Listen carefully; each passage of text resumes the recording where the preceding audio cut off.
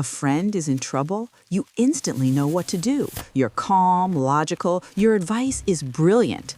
But when trouble hits you, everything disappears. Fog in your head, panic, total shutdown. Why are we so wise for others and so helpless for ourselves?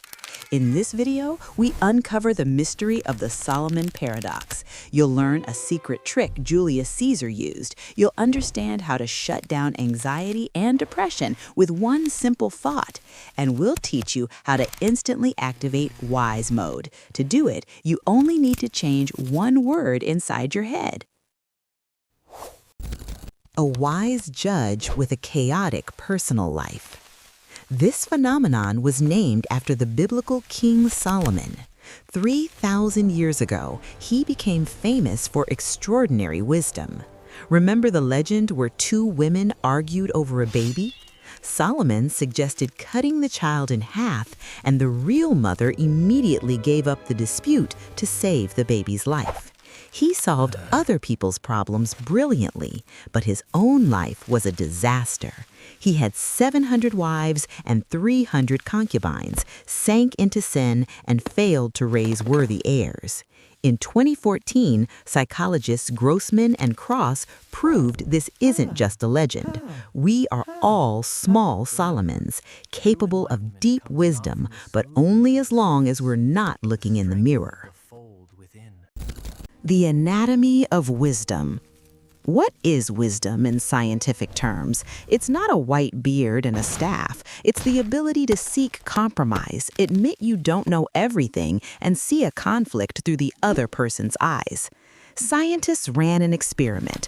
One group received a scenario where a friend's partner cheated, and another group got the same scenario but happening to them. The results were shocking. Thinking about a friend, people searched for solutions and understood context. Thinking about themselves, they fell into emotion and rigid thinking. When our ego is threatened, the smart part of the brain shuts down and hands control to fear and offense. The fly-on-the-wall perspective. The solution was found in the same place as the problem. Psychologists discovered that the key to wisdom is psychological distancing. When we say, "I feel pain," we dive into the emotion completely. This is called self-immersion. But the moment you imagine yourself as a fly on the wall, simply observing the scene, the brain switches modes.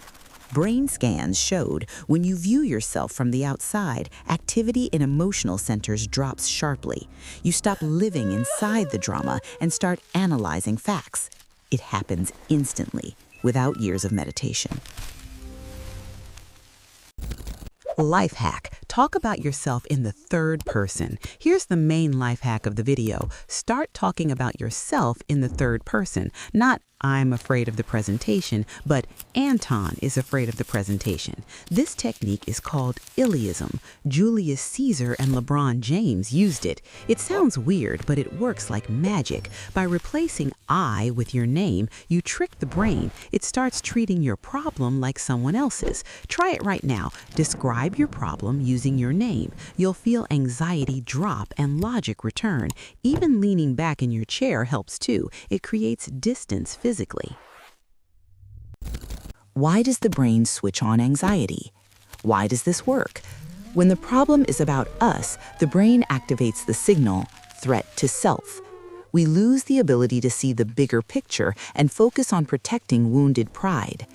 It's an ego trap. We think, they hurt me, so I must be worthless. But when we switch into he-she mode, the threat disappears. The brain relaxes. Oh, that's Anton's problem, then Anton just needs to do this. We step outside the ego and see the full situation, like a chess player seeing the board, not like a pawn about to be taken. Not just for advice, this technique doesn't only help solve problems, it reduces anxiety, depression, and stress. Studies show third-person self-talk lowers heart rate and blood pressure within a second. Athletes use it before matches to remove nervous tension.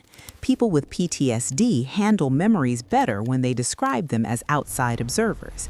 It's a universal tool. You don't switch emotions off. You simply reduce their sharpness so they stop controlling your life. The trap of the kind friend. But be careful when you give advice to others. New studies in 2024 discovered something called alignment bias. We often give friends not the advice they need, but the advice they want to hear. We subconsciously seek approval. If a friend wants to buy a terrible shirt, we'll say, "It looks great," just to avoid conflict. So when you listen to advice from friends, remember, it may be distorted by the desire to please you. The most honest advisor is you when you activate third-person mode. Wisdom doesn't come with age. There's a saying, with age comes wisdom. Science proved it's a myth. Grossman's research showed that 20-year-olds and 80-year-olds solve their own personal conflicts equally badly, unless they use distancing. Wisdom depends not on gray hair, but on culture and skill. For example, East Asian cultures suffer less from the Solomon paradox because they're taught to see themselves as part of a group, not the center of the universe. But the good news is, any Western person can learn this in 1 minute by replacing I with he. You already have the answers. The Solomon paradox proves something inspiring. You already have all the wisdom you need. You're not stupid or weak. You're just looking at the problem from too close, with your nose pressed into it. Next time a problem hits you, don't panic. Imagine you're a fly on the wall. Ask, "What would I advise my best friend in this situation?" Or say, "Your name, you can handle this. Here's the plan." Change perspective, and you'll be shocked by how simple and obvious the solution becomes.